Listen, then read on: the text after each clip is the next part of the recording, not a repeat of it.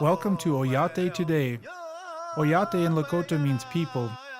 Brought to you by Native Sun News Today.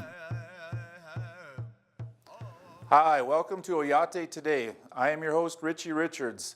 Oyate Today is produced by Tim and Jackie Gallego. Tim is an enrolled member of the Oglala Sioux tribe.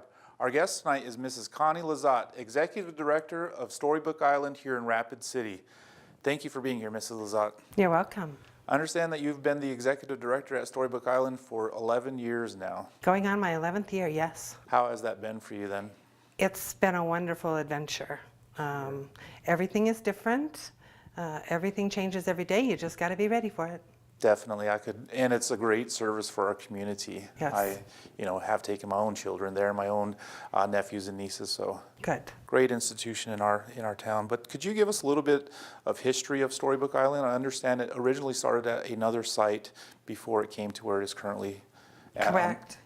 The park was actually an inspiration from a former superintendent of the Parks Department. He went to California and saw this beautiful little park called Fairyland Park, and thought, we really need to have something like this in Rapid City for the kids who were in this community.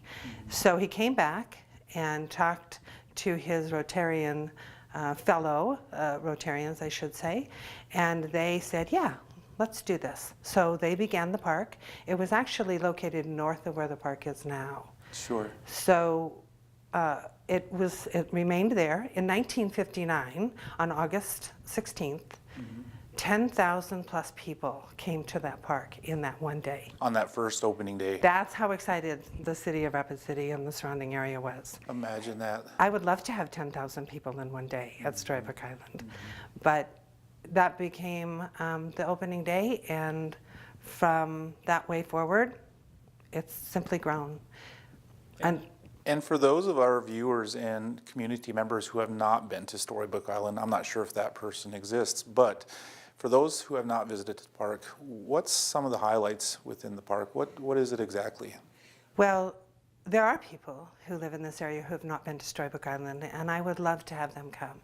The very first thing I'll say about the park is there is a spirit about Storybook Island. It's just calming, it's magical. And of course, the children love it because there are swings to swing on, slides to slide on, all kinds of sets that they can go in and out of, make their own stories. There's a pirate ship, they can take their own travels. We have some amusements such as our little train, our carousel, and the jumping castles that we have. But all of those things are created so there is a place here, does not cost money in the summer, to come to where families can play and be together.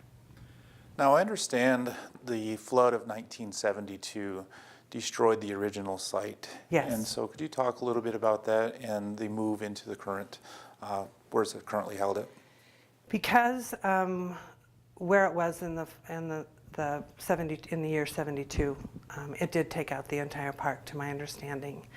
And what they decided to do after all the chaos had kind of settled was we have to rebuild it. We have to rebuild this park. I think the most inspiring part that I've heard is from the people who survived the flood and who lived right there in that area. In fact, where Storybook Island is now used to be homes. Oh wow, okay. So the healing part of what happened when they were able to get the park refounded, if you will, on the site that it is now, where the people from that community came and helped. They moved rocks, they moved mud, they helped get that park area ready so that the equipment and the pieces that were still savable could be brought to that area. It's really just a really cool community experience. Sure. And very much a healing journey post-1972 flood then. Absolutely. So let's talk a little bit about how Storybook Island is funded. I understand it's on city grounds, but not currently being funded by the city of Rapid City. Could you talk a little bit about how Storybook Island is funded? Absolutely. Well, the very first thing I will say is we have a wonderful community here in the Rapid City area and in the Black Hills because we have sponsors who either sponsor a set or help us sponsor an event. Those people help us raise the money to keep the park going. Right now, my budget is about $625,000. We also have a donation box where, as you come in, you can drop money in the donation box. So that's something that people who are actually coming to the park can help us do. We have the amusements, we have the concessions in the summertime.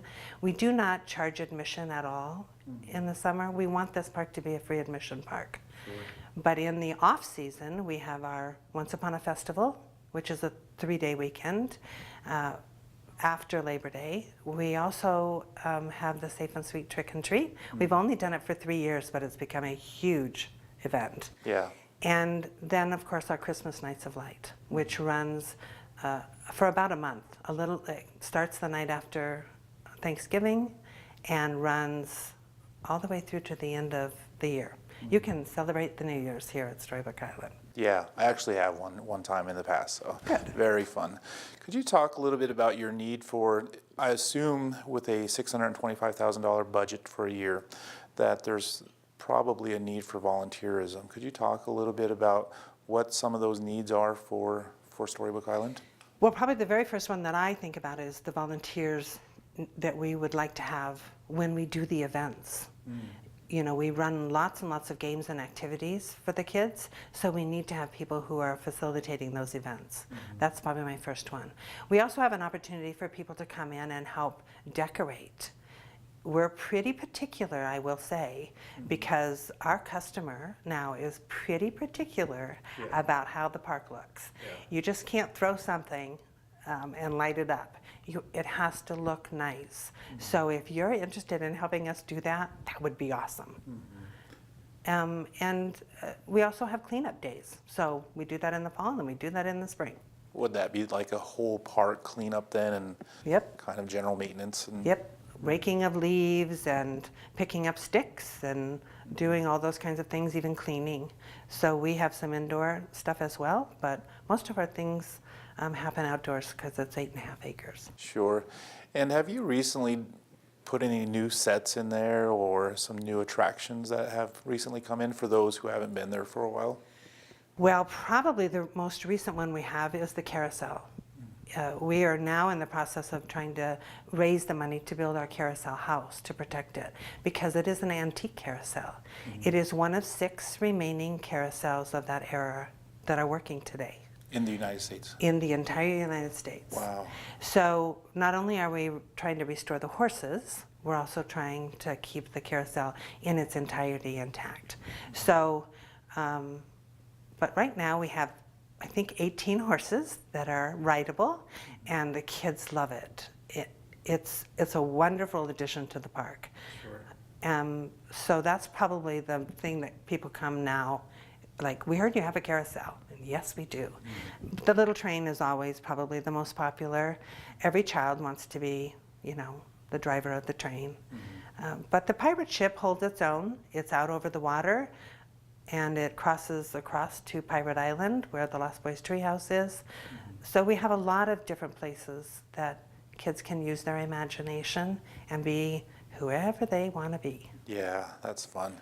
So how long, let's say a family was to go visit the park on any given weekend day or during the week, during the summertime, how long should they expect to be in the park then? How should they bring a lunch? Should they, you know, how does that work for a family that wants to? Well, we have a lot of local families who come almost religiously twice a week. So they probably come through the park in about 2 hours. 2 hours? Yes, because they have their particular favorites. One of the new pieces, by the way, that's coming in is the Storybook Island Symphony, which are outdoor instruments that make music. So we're pretty anxious to get that put in place as well. So we'll see what happens with that one. But about 2 hours, I would say. Even for people who don't know what it is, you can walk the path and the kids can play and you can move along for as long as you want to. Mrs. LeZotte, we're going to take a break and get a word from our sponsors. When we get back, we'll hear a little bit more about the events that's held throughout the year in Storybook Island. We'll be back after a word from our sponsors. Our school has great students and dedicated teachers, but we need our community volunteers to help us to provide a broader view of the many ways a good education can point to a bright future. Did someone say volunteer? Our team at Black Hills is here to help. In fact, we sponsor events and projects, and our employees volunteer for organizations throughout the Black Hills, including partnering with schools to help students learn more about life outside the classroom. Extracurricular, extra fun. Native Sun News has been voted the best weekly newspaper in its class for 2015 by the South Dakota and North Dakota Newspaper Associations. You can find a copy of the Native Sun News at many businesses and vending machines in Rapid City and the surrounding area, and on all 9 reservations. We publish every Wednesday, so advertisers and subscribers can reach our diverse readership by calling 605-721-1266. The Native Sun News covers the other side of the story.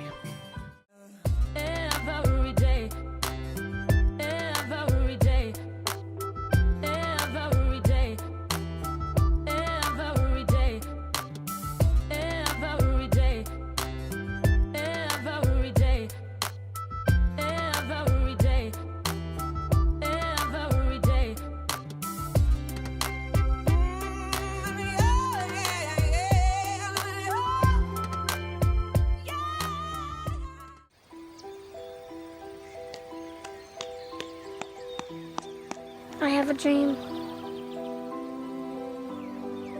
I want to be a soldier.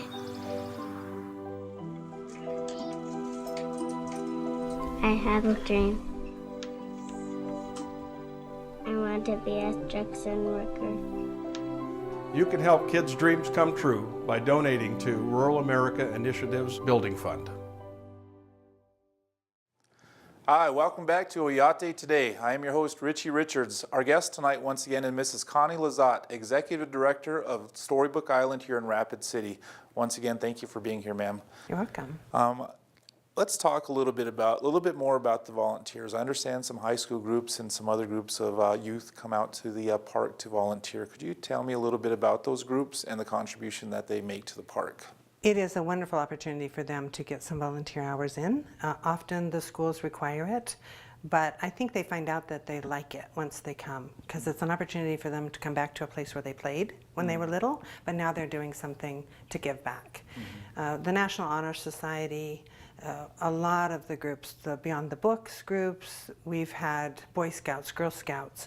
We've even had clubs from other cities who have come in to help because they also use this park. Sure. So it is a great place for them to come in and volunteer. Even at the college level, we have students who come in and help us with one project or another, be it cleaning the park or whatever. So what would be the process for a group, whether it be college or high school students or a youth group of another sort? What would be the process of them kind of getting a volunteer opportunity like this? They would need to call us. We are there full-time, Monday through Friday.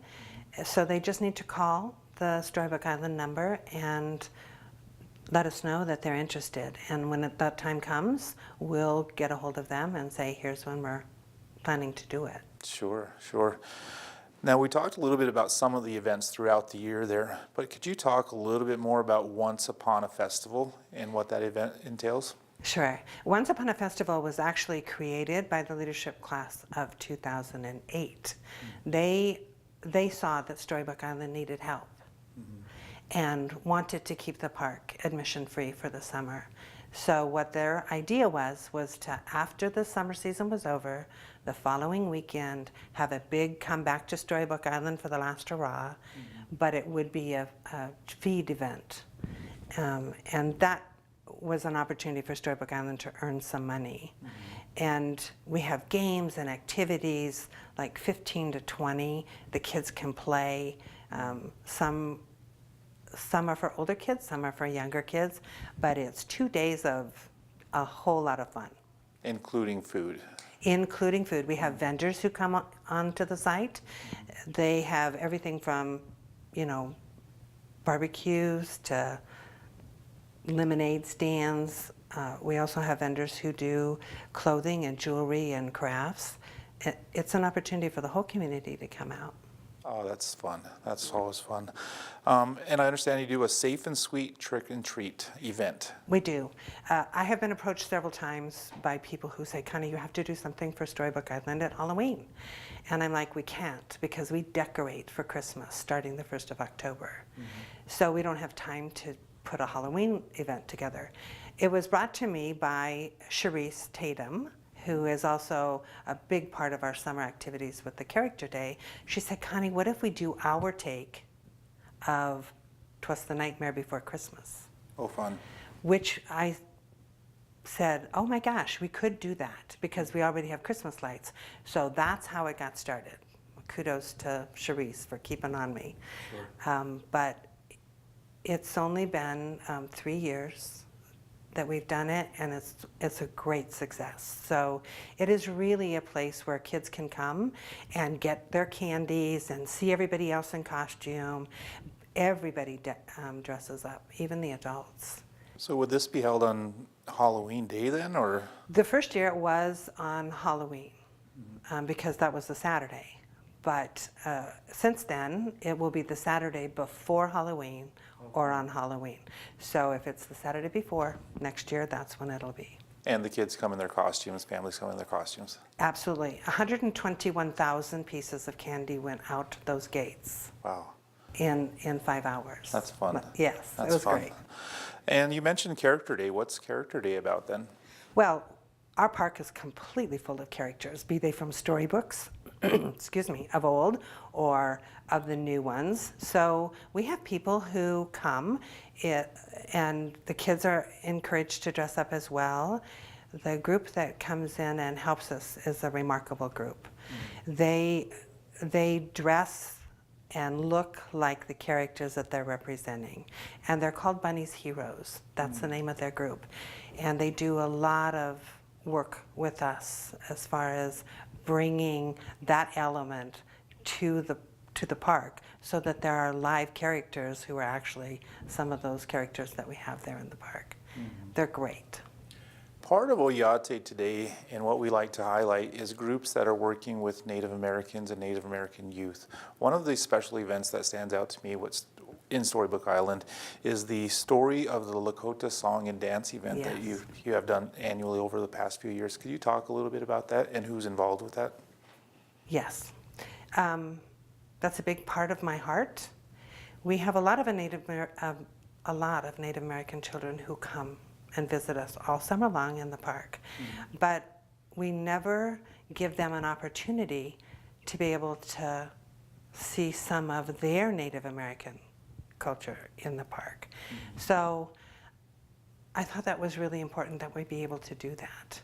And me growing up, where I grew up, we went to powwows, and I thought that would be awesome. Well, we can't quite do a powwow at Storybook Island, but we can give those kids who are participating in powwows an opportunity to come and show their craft and the work that they've put into their costumes. It's been awesome. We've done it now, I think, 4 years. One day in the summer, Duran comes with his whole group, and they dance, and they also have the drums. We have the music. It's a great opportunity, not just for Native American children, but for those of other colors as well, to see how we all can enjoy the same things. And we all can, and we all do. So it's great. And song and dance is a great way to bring cultures together, people together, families together. What are some of the lessons that you yourself have enjoyed in learning in part of the Lakota culture through this event at the park? Have you learned something yourself then? Absolutely. The first thing that I've been working on, and Duran will be excited, I have been working on my circle dance steps. Oh, fun. Yeah, that's going to be fun. Yes, Yeah. but I think probably the most important thing is the responsibility that those children have to make their outfits. You know, their costumes, they have to help make those costumes. So there's that sense of pride and respect for all the work that they've done it's amazing. And then, of course, they have to learn to do those dances. And most of the time, they're doing it outside in the summer where it's hot. So it's been a really good learning opportunity for all of the children, if you will, who come to Storybook Island and just watch. And maybe that will encourage them to get a little more interest into the Lakota culture. Read a book, visit some place where they can talk to people about the history of the Lakota people. Sure. I appreciate you putting on that event. Not a problem. We love it. Mrs. LeZotte, we're going to take a break. When we get back, we'll learn a little bit more. Well, we'll learn why and how Mrs. LeZotte has become destined to be at Storybook Island. We'll be back after a word from our sponsors.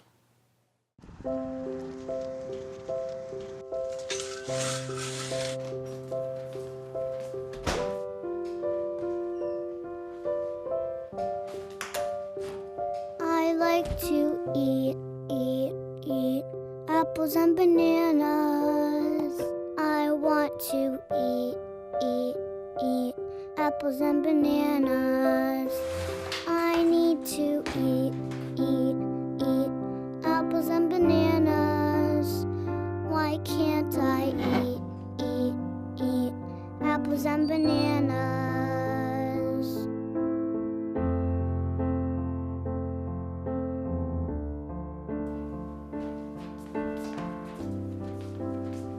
Support the Feeding America nationwide network of food banks to help provide meals to those in need. Join us at feedingamerica.org. I used to think news is news. It's all the same. But it's not. There's a big difference between local broadcast news and cable news. See, local stations are part of my community, connecting me to local news, weather, and sports on every device. It makes sense. Get the news from the people I trust who actually live here. No agenda, no bias like on cable shout shows or social media, just facts. For news I can trust, I stay local. Support your local stations. Text TV to 52886 today.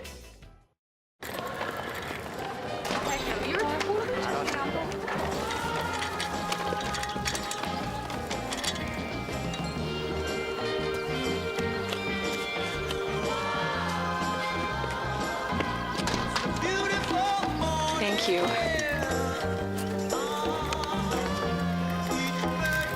Kindness. Pass it on. A message from the Foundation for a Better Life. Hi, welcome back to Oyate Today. I am your host, Richie Richards. Once again, our guest tonight is Mrs. Connie LeZotte, Executive Director of Storybook Island here in Rapid City. Before the break, ma'am, we talked about your destiny to become the Executive Director at Storybook Island. Could you tell us a little bit about that? And I know it has a relationship to the 1972 flood, so if you could tell me about that. Tell us about that. Thank you. Yes, I came to the Rapid City area with relatives and was helping to babysit the children. And we came to Storybook Island, and it was this marvelous little place. So we stayed the whole afternoon. And so when it was time to go home, I went back to my family and said, Daddy, we got to take the whole family to Storybook Island in Rapid City. This was in May of 1972. So he said, oh yeah, well, that's a long ways away. And I said, I know, but it's really cool. It's really, really cool. Well, in June of 72, the flood hit Rapid City. So I worried all this time, oh my gosh, what happened to this little park? And at that time, you know, all we had was radio.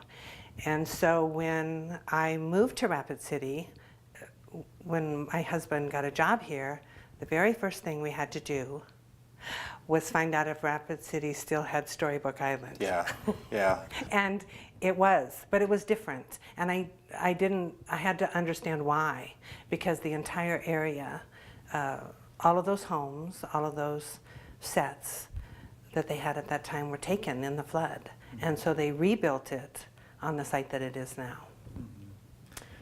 Which in itself was a very healing thing for the community at the time. We had mentioned that earlier. Yes. And so when you took that first visit to Storybook Island, what was that like for you then? It was great. And at that time I had one very small child, a baby, but I knew there would be a place that I could bring my children. Mm-hmm. And you know, there's so much history and so much excitement about the park. There's such a great story, because Storybook Island, to my understanding from a lot of the people who have talked to me, have said it helped us heal. Our house was taken out and we were still waiting to find out what it was we could do, but we could come to Storybook Island and we could help move rocks and mud and, you know, try to get the place fixed up so that the pieces that could come back in could come in, and just try to recreate that park on the site that it is now. And the site that it is now was a neighborhood. So it meant a lot to a lot of people in Rapid City, especially those who were in that particular area of the flood. Mm-hmm. It really shows the resilience of the citizens of Rapid City and that coming together period of, you know, post-flood actually. Absolutely. And there's stories like that across the town in different neighborhoods, in different areas. And this is just one of those. So when did you first decide to become, well, how did you start to work and be employed by Storybook Island? Were you immediately the executive director then, or did you put in? No, actually, I was asked by the incoming executive director to come to work at Storybook Island. And I hadn't even thought about that. And all of a sudden, I'm like, I have to work at Storybook Island. My husband, in the conversation, said, what are you going to do at Storybook Island? It's only open in the summer. And yes, at that time, the board had decided to make it a year-round job, because we had to have people on site to be able to take care of the park. Mm-hmm. You can't do that while everybody's in the park having fun. You have to have it year-round. So I was asked to come. I started as the office manager. When the executive director at that time left, then they asked if I would become the interim executive director, and then they kept me. Sure. And this is my 11th year. Have you enjoyed that journey then? Yes.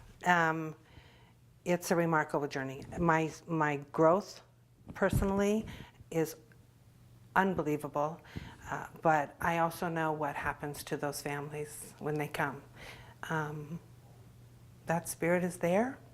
It affects and infects all of us. Mm-hmm. So those people that work for me at the park feel the same thing. We have to do this. We have to keep this park. It is definitely an institution of Rapid City, the Black Hills, and an excellent tourist destination for those that are visiting our area. So once again, Mrs. LeZotte, I thank you for coming here tonight. I thank you for our discussion and the great information and the stories you shared. So I want to thank our producers, I want to thank our sponsors, and I want to thank you for making Oyate Today a part of your night. You've been watching Oyate Today, brought to you by Native Sun News Today.